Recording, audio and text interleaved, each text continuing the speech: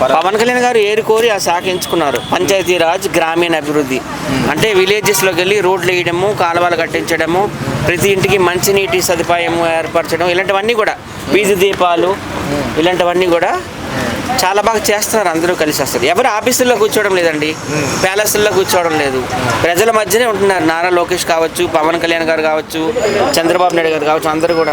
ఇప్పుడు వైసీపీ వాళ్ళు అంటున్నారంటే ఎన్ని రోజులు వీళ్ళు ప్రజల్లో వెళ్ళి పనిచేస్తారో మేము చూస్తాము అంటున్నారు కదా, సో దాని మీద మీ అభిప్రాయం ఏంటి?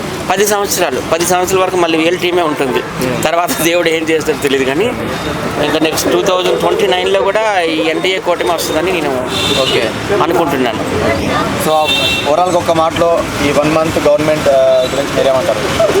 సూపర్ ఉంది. మొన్ననే అందరూ 70,000 అందుకున్నారు పెన్షన్లు అందరూ. చాలా బాగుంది అసలు పరిపాలన. చంద్రబాబు నాయుడు అంటే నాకెందుకు వస్తుంది పెన్షన్, నేను ముసలోన్నా, ఐఎమ్ జస్ట్ 40.